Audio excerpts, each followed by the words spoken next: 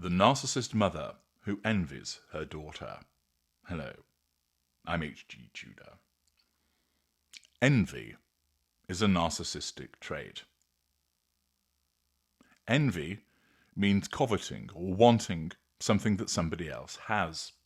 For instance, you envy your neighbour's new car, or you envy your friend's popularity, or you're envious of the good looks of a member of your family. You would like to have them for yourself. Everybody has a degree of envy, and when it is ensconced within empathic traits, this envy will often operate in a healthy way, driving people to improve themselves in order to attain what they would like to have as they have seen with regard to somebody else. Accordingly, envying your neighbour's new car may cause you to decide, I'm going to save up so I can afford one too.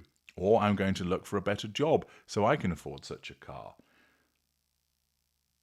You're not harming anybody. You're working at gaining the appropriate money, and therefore your envy has operated within your empathic traits to cause you to behave in an appropriate fashion to secure something for yourself which boosts your own self-esteem and pleasure without harming anybody else. Envy is prevalent with the narcissist. It is often seen as something of a strange situation, whereby, since you understand the narcissist to believe themselves superior to everybody else, how can they possibly envy what somebody else has? Because to do so would suggest that that individual is better than them. But this, of course, is the paradox which is often found with the narcissist.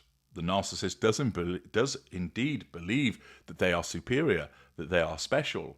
And when they see somebody with something that they believe that they ought to have, which is outshining them, their narcissism harnesses that envy to cause them to do something about it, to nullify the threat to control that is posed by whatever it is that the other person has. There are, of course, two ways that this might be done. The first is to outshine the other individual. So giving the example of the narcissist's motor vehicle and that of a neighbour, the narcissist simply goes and buys a bigger and better motor vehicle to outshine that of his neighbour. The alternative is to cut the other person down, to spoil what it is that they have got, so that they are reduced to the position of inferiority compared to the narcissist that the narcissist believes is the true order of events. Envy appears repeatedly in the behaviour of the narcissist and is utilised by the narcissism as a driver to cause the narcissist to pursue the prime aims. One particular arena in which we see this is the relationship between a narcissist mother and her daughter. In the shadow theatre of a narcissistic mother's mind, her daughter is not a cherished offspring, but is deemed a rival. There is no emotional empathy to check her behaviours, no empathic traits of compassion or justice or truth seeker or honest to keep the behaviours in line. No. The daughter is deemed a rival, a gleaming mirror that reflects the inadequacies with cruel clarity of the narcissist. The mother, cloaked in grandiosity, yet threatened by the potential insecurity of a daughter outgunning her, wages a subtle war, and sometimes not so subtle, against her own flesh and blood, driven by an envy that is so potent it poisons every interaction. There is no maternal bond. Instead, it is replaced by a battlefield where supposed love is weaponized, and the daughter's every virtue is deemed as a dagger that is thrust towards the mother. Let's dissect this venomous dynamic, peeling back the layers to reveal how the narcissist mother's envy manifests and what forces propel it. The narcissist mother's envy is not a fleeting emotion. It's a corrosive force that seeps into every facet of her relationship with her daughter. It manifests in myriad ways, each an instinctive strike to diminish the esteem of the daughter and restore the mother's illusion of supremacy. I'm going to list for you a number of common ways that this envy manifests, each a testament to the narcissist mother's inability to tolerate the success, the radiance, or the simple existence of her daughter. Number 1, criticism masquerading as concern. The narcissist mother wields this criticism like a scalpel, slicing into her daughter's confidence under the guise of maternal guidance. If the daughter excels academically, earning accolades for her intellect, the mother might coo, "Oh, darling, don't overwork yourself, you'll burn out. And besides, those awards don't mean much in the real world." False compassion, belittlement. This is no mere caution. It is an instinctive attempt to tarnish the daughter's achievement by suggesting that it is fleeting or insignificant, thus provoking a response from the daughter by way of fuel and maintaining the control over her. Should the daughter dress elegantly for an event, the mother might remark, "That dress is a bit much, don't you think? You're trying too hard to stand out." The subtext is clear. The daughter's beauty or success threatens the mother's spotlight, and therefore she must be diminished. Number 2, sabotage of milestones. The daughter's milestones, graduations, promotions, relationships, are moments of potential triumph, but for the narcissist mother, they are triggers for sabotage. When the daughter announces her engagement, the mother might feign joy, only to sow discord by questioning the partner's worth. "He seems nice, but are you sure he's good enough for you?" Invalidation. Triangulation. This naturally plants seeds of doubt, undermining the daughter's happiness. Alternatively, the mother might orchestrate a crisis, commonly seen amongst mid-range narcissists, suddenly a health scare or an emotional meltdown on the eve of her daughter's big day, dropping the narc bomb, ensuring the focus shifts back to her. The daughter's joy is stolen, her moment eclipsed by the mother's need for control and fuel. Number 3, competitive one-upmanship. The narcissist mother cannot resist competing with her daughter as if they were peers vying for the same crown. If the daughter shares news of a new job, the mother counters with a tale of her own past glories, bringing up the past, embellished to outshine the daughter's achievement. "That's wonderful, dear, but when I was your age, I was managing an entire department." Triangulation, bringing up the past. When the daughter adopts a new hobby, such as painting, the mother suddenly develops an interest in art, mirroring, proclaiming her own creation superior, or dismissing the daughter's efforts as amateurish. This competition is not playful. It is part of the narcissistic dynamic, and it is part of a bid to assert dominance and negate the daughter's individuality, for that individuality threatens the control of the mother narcissist. Number 4, triangulation and favoritism. The narcissist mother employs triangulation to sow division, often pitting the daughter against siblings, friends, or even the mother's own social circle. If the daughter, for instance, is praised for her kindness, the mother might lavish attention on a sibling, saying, "Your sister is so thoughtful. She always knows how to make me feel special." This devalues the daughter while elevating another, reinforcing the narcissist's control over the family dynamic. Friends or relatives may be recruited to deliver backhanded compliments, use of coterie or lieutenants, or subtle criticisms such as, "Your mother says you're doing well, but she worries you're too focused on yourself." The daughter is often left isolated, her confidence eroded by the mother's orchestrated betrayal. Number 5, appropriation of identity. In a grotesque mimicry of admiration, the narcissist mother may attempt to appropriate her daughter's identity, stealing her style, interests, or even accomplishments, character trait acquisition. If the daughter is known for her unique fashion sense, the mother might begin dressing in a similar style, claiming, "I've always loved this look." Note the use of always. "You must have gotten it from me." This is because the daughter is seen as a little mirror, a chip off the old block, an extension of the narcissist. Should the daughter gain recognition for a talent, the mother might insert herself into the narrative, boasting, "She wouldn't be where she is without my encouragement." This appropriation is not flattery. It is a theft of the daughter's individuality, a mean to subsume her light into the mother's faltering facade. Number 6, emotional manipulation and gaslighting. The mother's envy often manifests through emotional manipulation, designed to make the daughter feel guilty and doubt her own worth. If the daughter expresses pride in a personal achievement, The mother might respond with a wounded tone. I'm so glad you're happy, but it hurts that you never acknowledge how hard I worked to give you these opportunities. This shifts the focus to the mother's supposed sacrifices, guilt-tripping the daughter into submission and thus providing control. Gaslighting is another weapon. When the daughter might confront the mother about her hurtful behaviour, the mother might retort, "You're so sensitive. I never said that. You're imagining things." The daughter is left questioning her reality, her confidence further eroded as she is brought under control. Number 7. Withholding affection or approval. The narcissistic mother withholds affection or approval as a punishment in order to control and to diminish the daughter's perceived superiority.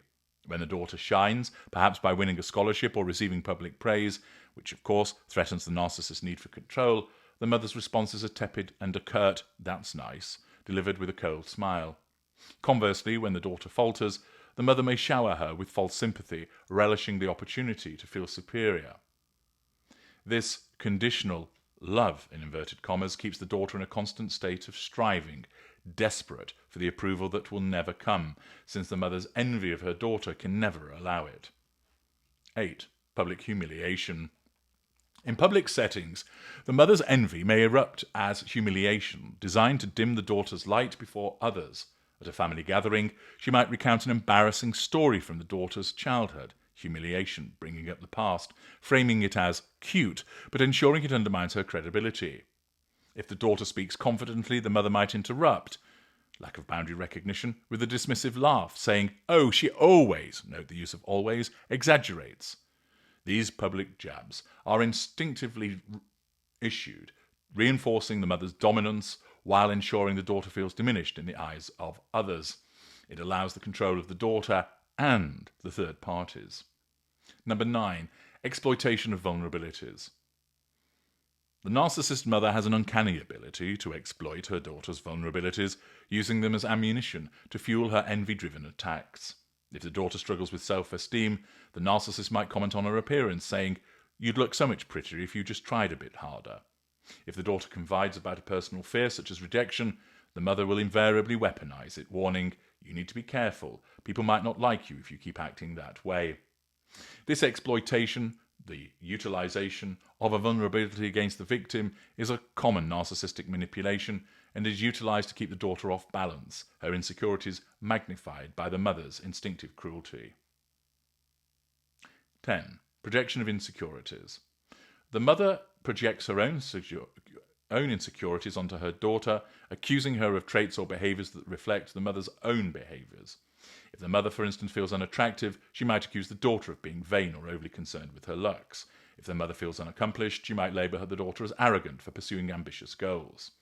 This projection serves a dual purpose. It deflects the threat to control felt by the mother and punishes the daughter for embodying qualities that the mother envies. Having laid bare a number of the ways in which the narcissist mother behaves towards her daughter, driven by envy, we must now probe the dark heart of this dynamic. What actually drives this venomous resentment towards her own daughter, somebody that she ought to love and care about and cherish? The answer lies in the twisted architecture of the narcissist's psyche, a labyrinth of grandiosity, the inherent need for control, the insatiable requirement for fuel. At the core of the narcissist mother's envy is, of course, the fragile false self, the meticulously crafted construct of perfection, charm, and superiority that masks this false self. The daughter, with her youth, vitality, and potential, represents a walking, talking, living rebuke to this construct. As the daughter blossoms, whether through beauty, talent, or success, she becomes a mirror reflecting the mother's aging, her unfulfilled dreams, or her perceived inadequacies. The mother cannot tolerate this threat to her illusion of supremacy, for to acknowledge the daughter's brilliance would then, of course, be to admit her own limitations, which are a threat to control. Envy is utilized as a defense mechanism, a way to diminish the daughter and preserve the construct's dominance. As a narcissist, the mother requires repeated validation, fuel, to sustain her inflated sense of self and to keep the construct together. The daughter, as a source of potential admiration, is both an asset and a threat. When the daughter garners attention, whether for achievements or charisma, she diverts the spotlight from her mother, starving her of the fuel that she craves. The mother's envy is thus fueled by this need to get that fuel, the concern of losing control over the fuel. By undermining the daughter, the mother seeks to direct the fuel to herself, whether through pity, playing the martyr, superiority, one-upmanship, or by means of other manipulations such as belittlement, invalidation, humiliation, and triangulation. The daughter's light must be dimmed in order to provide the fuel for the mother. The narcissist mother's envy is often intensified by the stark contrast between her own aging and her daughter's youth. As the mother confronts the inevitable decline of her physical beauty or vitality, the daughter's blossoming represents a painful reminder of what the mother is losing, and the narcissist must shut that down as quickly as possible. This is not mere vanity. It is an existential wound for the narcissist, whose identity is tethered to the need for external validation. The daughter's radiant youth, her smooth skin, her boundless energy, her untapped potential become a taunting symbol of the mother's mortality. Envy is utilized by the narcissism of a way to punish the daughter for embodying what the mother can no longer claim.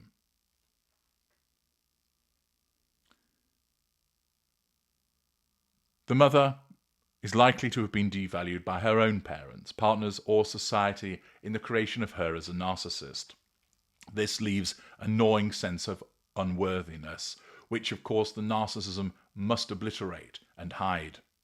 The daughter, with her fresh opportunities and untainted potential, becomes a canvas onto which the mother projects this unworthiness. By attacking the daughter's confidence or success, the mother in effect externalizes that inner pain, momentarily alleviating her own sense of failure. This projection, of course, is not conscious, it is instinctive. It is a reflex driven by the narcissism to escape the torment of her own inadequacy. Control, as you know, is a fundamental part of the prime aims. Narcissists thrive on control, and the mother perceives her daughter's independence or success as a threat to her dominance within the family dynamic. The daughter's achievements, whether a career milestone, a loving relationship, or personal growth, signal her autonomy, which is interpreted by the mother as a betrayal because it is a threat to control. Envy becomes a tool to reassert control, whether through criticism, sabotage, or emotional manipulation. By keeping the daughter uncertain or dependent, the mother ensures her own centrality, preserving the hierarchical structure where she reigns supreme. The daughter often embodies the dreams that the mother never realized. Perhaps the mother longed to be a performer, a scholar, or a beloved figure, but life, or more often, her own limitations, denied her these aspirations. When the daughter pursues similar goals or achieves what the mother could not, envy ignites. The daughter's success is a cruel reminder of the mother's unfulfilled potential, and rather than celebrate her, the mother must seek to tear her down to gain that control. This is a profound resentment, as the daughter's triumphs threaten to expose the mother's failure in a way that must not be ignored. There is also the fear of abandonment, which naturally is a fear in relation to the threat to control. Despite the apparent self-sufficiency, the narcissist mother may perceive the daughter's growing independence, her relationships, her career, her self-assurance as a sign that she will be left behind, no longer needed, no longer admired. This drives envy, as the mother seeks to undermine her daughter's ability to thrive independently, ensuring that she remains tethered and controlled to the mother's influence. By diminishing the daughter, the mother maintains the illusion of indispensability, staving off the terror of being forgotten. In a world that often pits women against each other, the narcissist mother's envy is amplified by societal pressures to compete on appearance, status, or success. The mother may feel judged by how her daughter reflects on her, as if the daughter's achievements or failures are a direct commentary on her own worth. If the daughter outshines her, the mother fears being seen as less than by peers, family, or society. This external validation, or lack thereof, intensifies her envy, harnessed by the narcissism driving her to diminish the daughter to preserve her own social standing. The inevitable conflict between the narcissist mother and her daughter is a tragic dance, choreographed by envy and executed with devastating precision. The mother's actions, criticism, sabotage, manipulation are instinctive, designed to protect the narcissist and to do so from the daughter's radiance and threat to control. Of course, ultimately it's a Pyrrhic victory, for in diminishing her daughter, the mother only deepens her own emptiness, her need for fuel unquenched by the fleeting satisfaction of its receipt. The daughter, meanwhile, is caught in a web of confusion and pain, yearning for a love that is perpetually withheld. She may well go on to internalize the mother's criticisms, believing herself unworthy, or she may rebel, only then to face escalated attacks from the narcissist as a consequence of the rebellion being a threat to control. The tragedy lies in the daughter's innocence. She is not the cause of the mother's envy, but merely its target, a scapegoat for a psyche that cannot bear its own reflection. Envy is a tool that's utilized by the narcissism of the narcissist's mother as a venom that poisons both her and her daughter, a relentless force born from the collision of grandiosity and the inherent need for control. Its manifestations are the outward ripples of an inner turmoil, driven by the mother's need for control, to gain fuel, to protect the false self, to evade the spectre of her own inadequacies, which threaten to loom up repeatedly. This is not a family squabble. It is far more than that. It is a psychological siege where the daughter's light is the battlefield and the mother's prime aims is the aggressor. What ought to be a loving and mutually respecting relationship is never the case, for where the narcissist is introduced into the relationship with the daughter, and particularly more so with the daughter with the expectation of a supposedly special bond between the two, the result is as I have described. I'm H.G. Tudor. Thank you for listening.